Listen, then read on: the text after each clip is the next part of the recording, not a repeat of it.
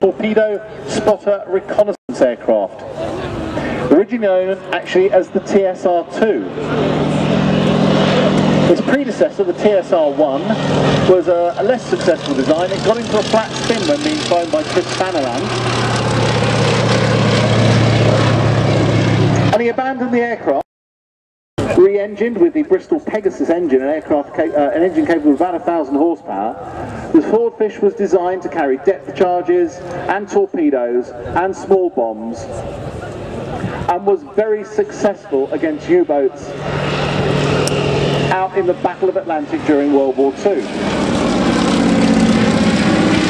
It was the last biplane operated by the Royal Air Force in frontline service. And unusually there are just 2 aircraft that were in frontline service with the RAF at the beginning and the end of World War II. One of those is the Spitfire and the other is the Swordfish.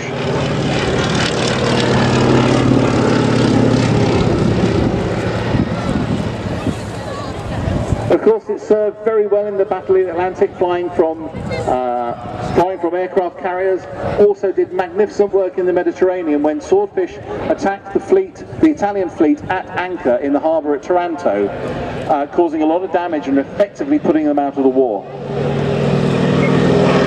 It was also Swordfish from HMS Ark Royal that managed to get 2 torpedoes onto the Bismarck, one of them severely damaging the rudder, which greatly hampered her, and so she was then able to be sunk by the other battleships. And there was also the famous ill-fated operation, beset by many problems, misunderstandings, bad communication, when Swordfish took off from Lyon-Solent, repositioned to Manston, and then flew out into the Channel to attack the Scharnhorst, Gneisenau and Prince Eugen. Being flown on and off carriers, often where the decks were heaving up to 30 feet, and at night. I once sat in the cockpit of a Swordfish, and it's an aeroplane that you feel like is sort of mother henning you. It sort of feels like you're being looked after. There's a lot of it and it stretches off in all sorts of directions. Usually had a crew of 3, pilots in the front with an observer and a gunner behind. And some aircraft were fitted with radar, flying past at an air show with, I believe, Peter Twist flying it, and the crewman actually doing a handstand in the back. They were also used on the catapult training flight down at the air station at Gosport. And what you did is you stood behind the cockpit and you leaned over the instructor's shoulders as he sat in the front cockpit when you were catapulted off. And only 2 flying examples exist in the world today. And here for you, ladies and gentlemen, at Dunsfold, one of those aircraft with the Battle of Britain Memorial flight.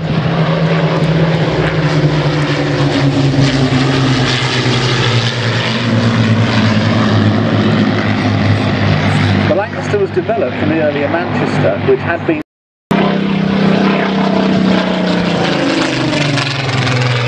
altogether a different sound from the Griffon engine. It's said that when you're in the cockpit at the time, which is why the Hurricane, which was bolted together, was available in greater numbers.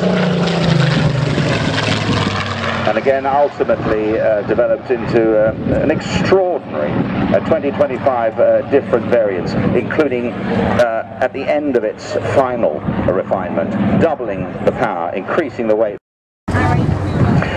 Well, ladies and gentlemen, the Hawker Hurricane shot down more enemy aircraft during World War II than all the other air defences put together. Another Sydney CAM design, of course, first flew in November 1935.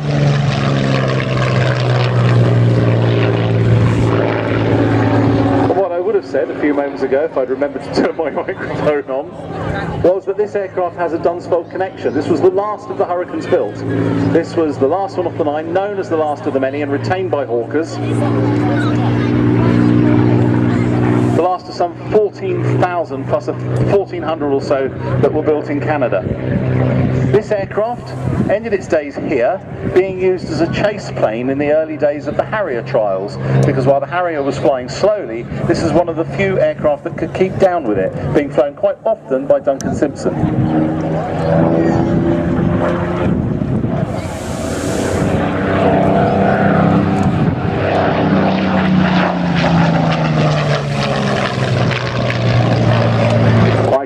distinctive shape.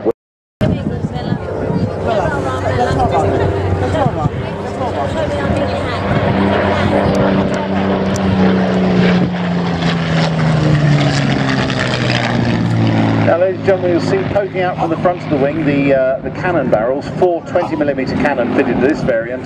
Early ones, as we said, had 8 303 machine guns. Later ones had an additional 2 in each wing, making 12 machine guns. But the cannon was considered much more potent, and especially as the Hurricane began to get used in second line roles as a ground support aircraft, when it was frowned upon wherever it was done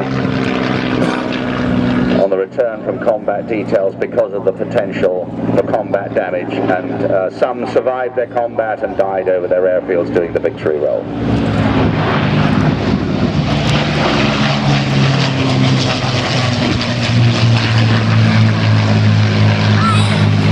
That could carry things up to the 10-ton Grand Slam weapons.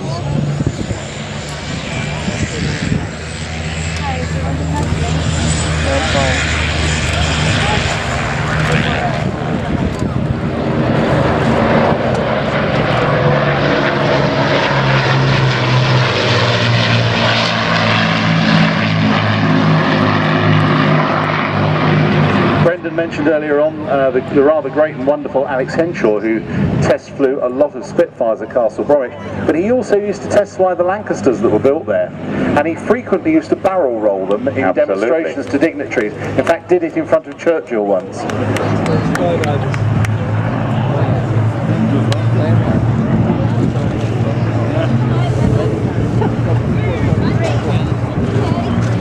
This particular aircraft was destined for the Tiger Force in the Far East, but the end of the war in Japan saw an end to that, and it ended its operational days with Flight Refueling Limited.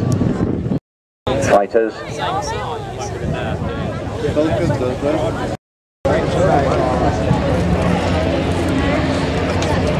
Also gives you a chance to see the mid-upper turret and the nose turrets and the tail turrets that were used to protect the aircraft over Germany.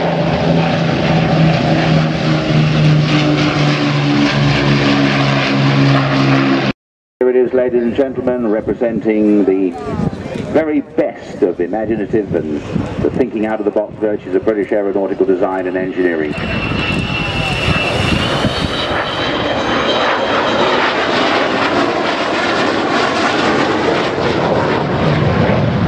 You could say that the Vulcan in fact represents the very best of the British people. It's proven itself to be the single most popular aircraft in the country, the People's Aeroplane if you like, and proudly bears the title The Spirit of Great Britain on her nose. Having said that, it's the only flying example in the world, and it takes over £20 million just to get it going, and it costs over £2 million a year to run. That's about 39,000.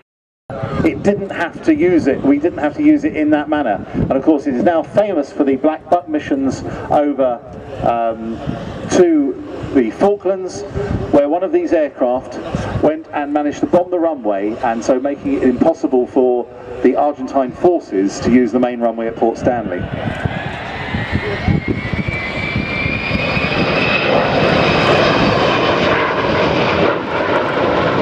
That bomb bay could take nearly 9.5 tons, 21 1,000-pound bombs. Barrel rolled one of these at one of the early 1950s Farnboroughs.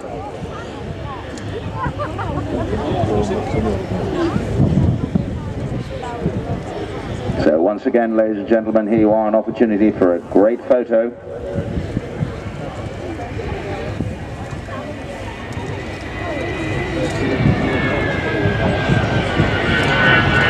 Throttle right back.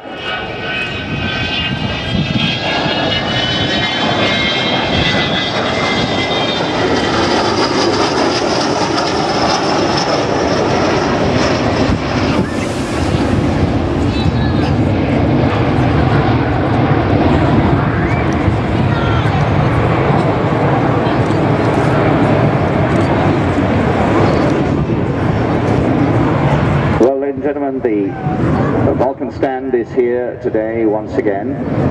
You can get merchandise there, but also you can, if you wish, as I say, it is your aircraft, make a contribution to keep this aircraft flying for another display season so that we can see this extraordinary presentation of British ingenuity and engineering. But it does cost over £2 million a year just to keep it flying. So every donation you make, however small, will be a great contribution to your aircraft.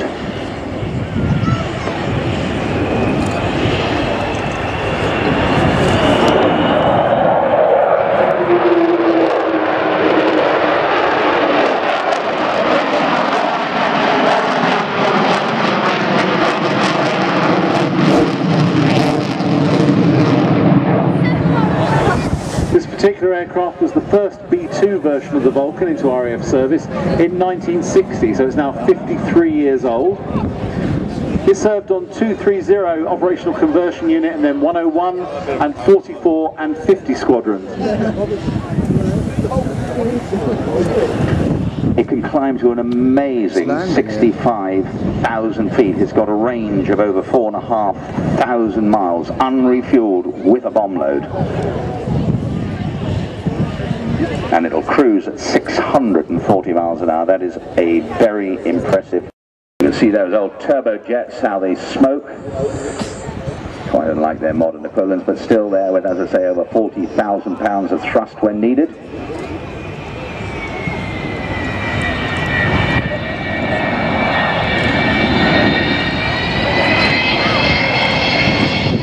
Gear cleans up very quickly into the overshoot.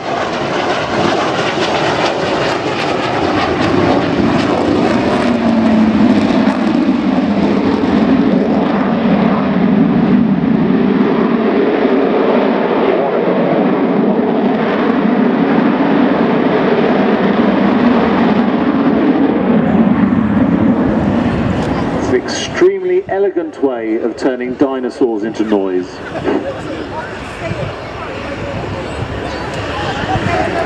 Well, there we are, ladies and gentlemen. What more can one say?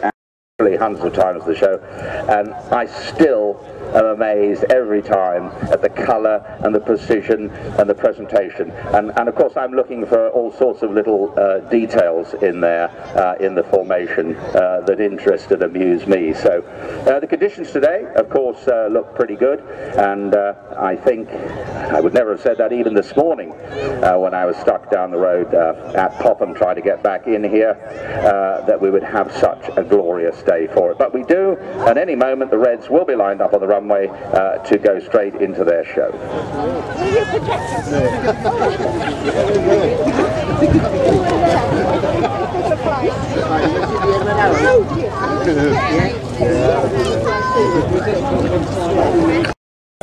They're priming their smoke pods, getting that diesel fuel and dye into the smoke system, ready for the display.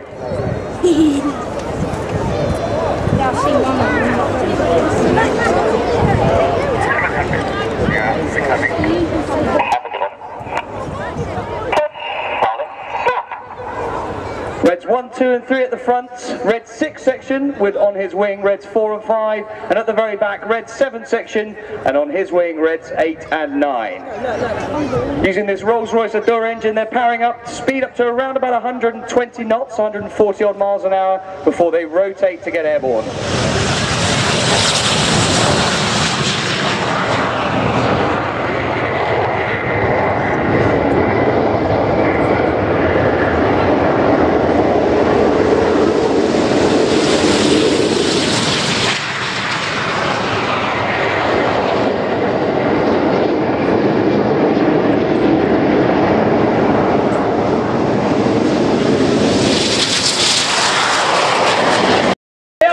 The Royal Air Force Aerobatic Team.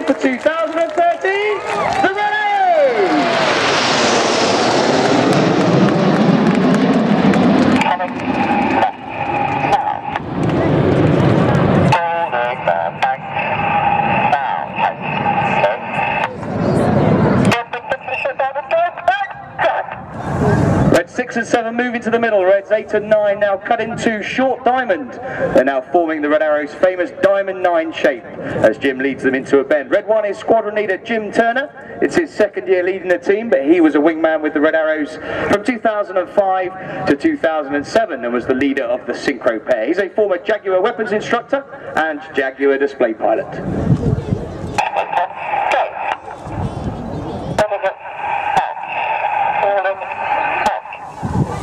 Still in short diamond, watch now as Reds 4 and 5 roll back.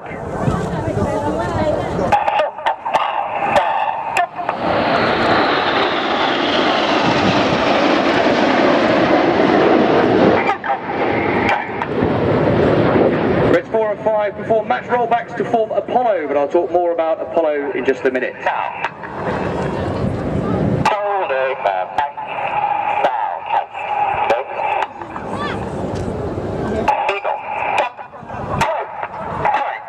The smoke comes on as Reds 2 and 3 acknowledge the move to Eagle. We'll see the 3 aircraft on each wing now drop back to show us the platform of the American fighter jet, the F-15 Eagle. We've introduced this to the display this year to pass thanks to the Americans and the support they showed us in the Second World War on the Eagle squadrons. But now in for the right 45, this is Eagle.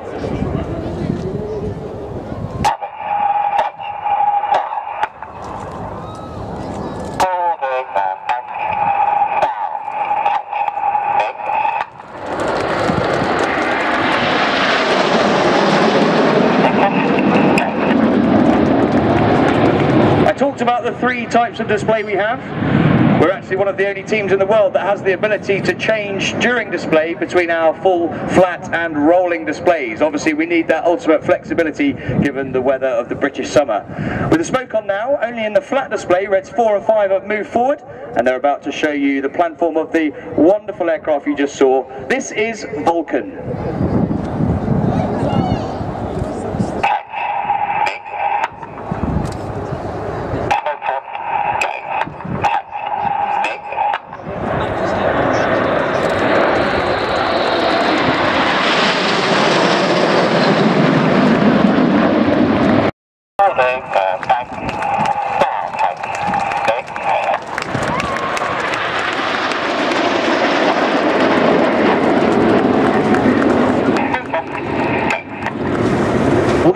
The 70th anniversary of Operation Chastise, which was the famous Dambusters raid carried out by 617 Squadron on the night of the 16th of May 1943.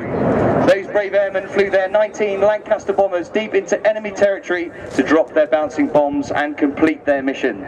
With smoke on now, the team are forming the shape of a Lancaster bomber, as you just saw flown by the Battle of Britain Memorial Flight, and now celebrating 70 years since the Dambusters. This is Lancaster.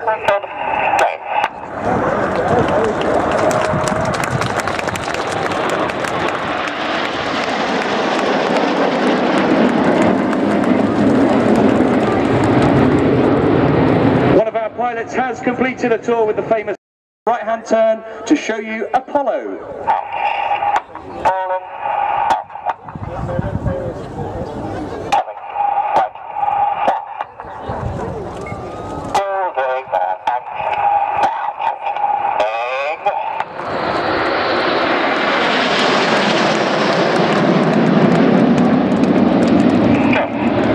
His right wing is another of our first year pilots, that's Red 2.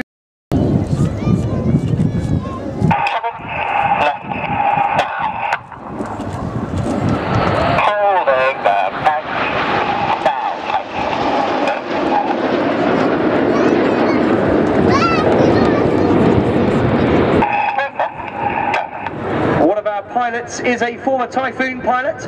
Red 9 is Flight Lieutenant Mike Child. He's about to move to the very bottom of the formation as we're looking at it now. He's in his second year with the team. He's another former Hawk flying instructor and solo Hawk display pilot before he transferred to the Typhoon, where he flew on quick reaction alert duties protecting our airspace.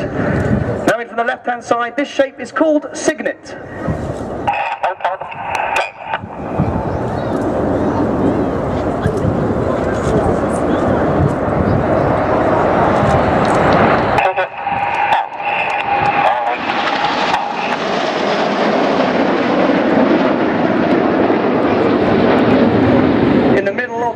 left-hand wing as we look tail on is the last of our first-year pilots. That is Red 5, Flight Lieutenant Steve Morris.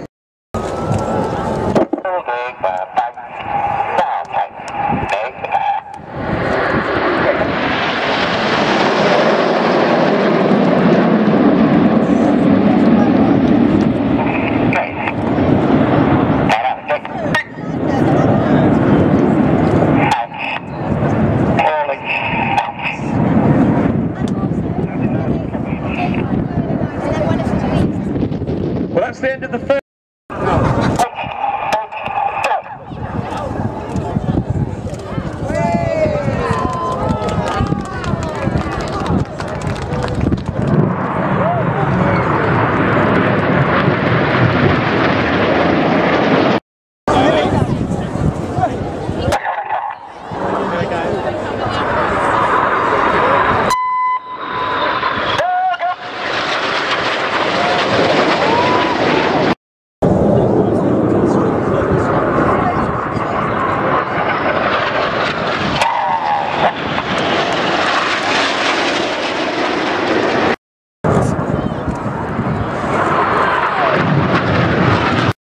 The revolution.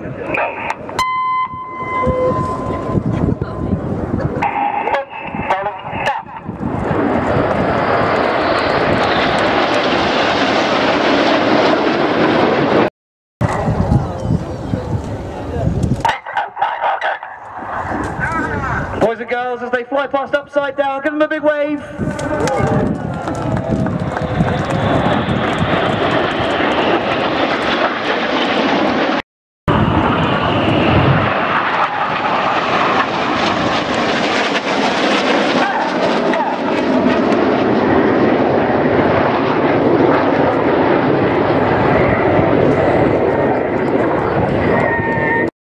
Reds 8 to 9 roll around 6 and 7 who perform their own rolls and split in the Jippo break.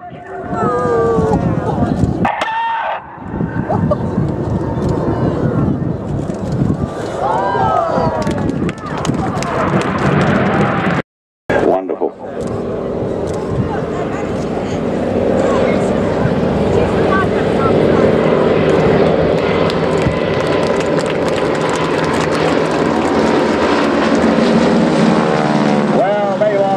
That's got to be a world first at Wings and Wheels Dunsfold 2013. A string.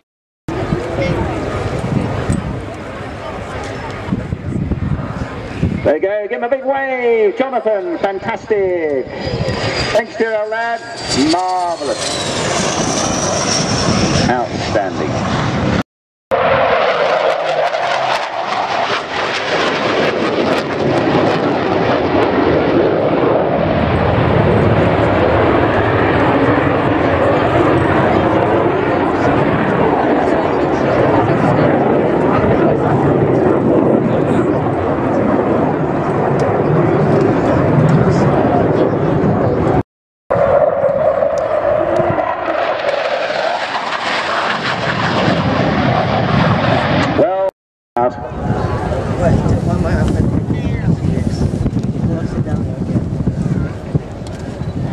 Right on the numbers, look at that. Oh, and a little kiss off the tyres. There goes the chute.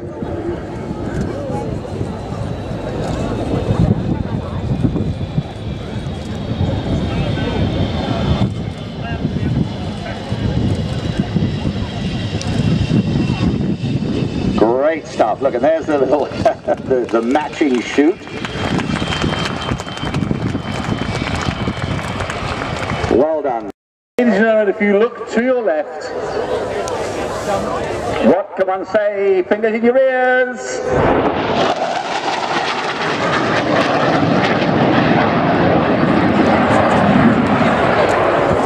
What can one say indeed? Flight Lieutenant, Wings and Wheels.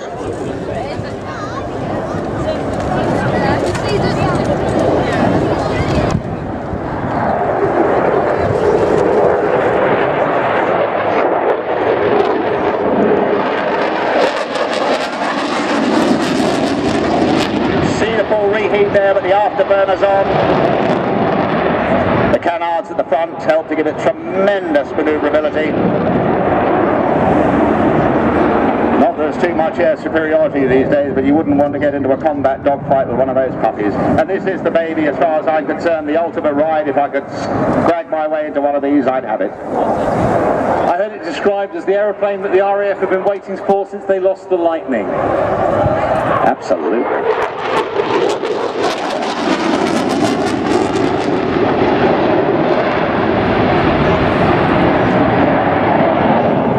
It's very easy to fly. I spoke to Keith Dennison, who was one of the test pilots. He said even you could fly it, Melv. And of course that's the point. When you're flying an aeroplane like this, you don't want to be concentrating on flying it. You've got weapons to deliver, you've got yourself to look after. So if flying is second nature and easy, then he said if you want to do this, if you want this aeroplane to do something, you just push the stick and it does it. Yes, HOTAS has got everything on it. Look down, see down, fire and forget, AMRAAM, ASRAAM, Mauser 27mm cannon, enhanced pave weight 2, 1,000-pound 3-4 bombs. This puppy's got the lot. If I can do it fast, I can do it slow.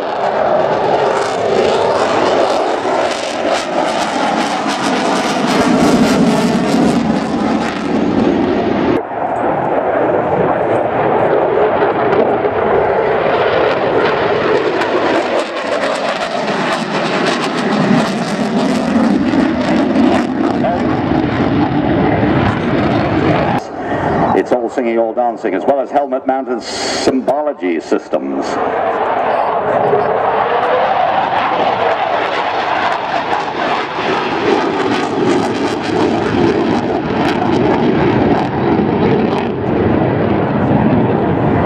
Flies with a center stick and left-hand throttles, multi-Vega 16A ejector seat. Happy to know that.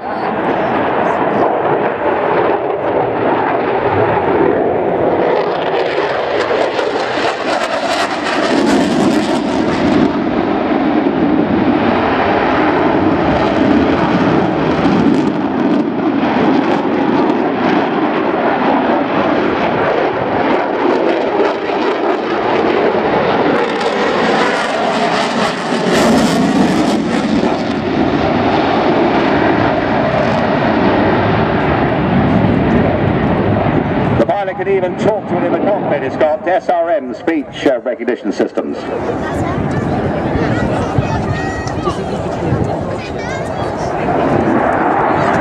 People often try to compare it to the Raptor, but they're really quite different aeroplanes, the F-22.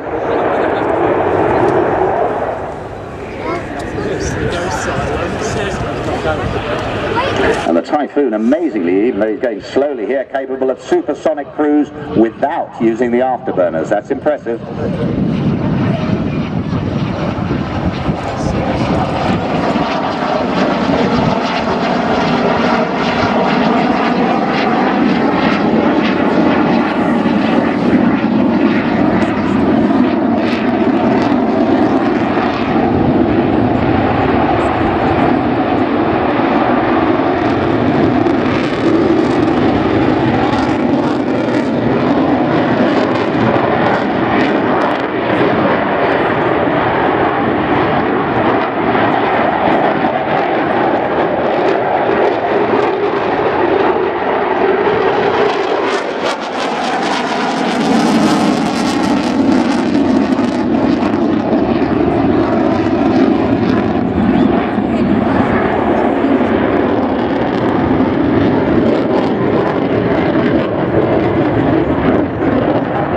It's almost entirely constructed of composites to keep the weight down.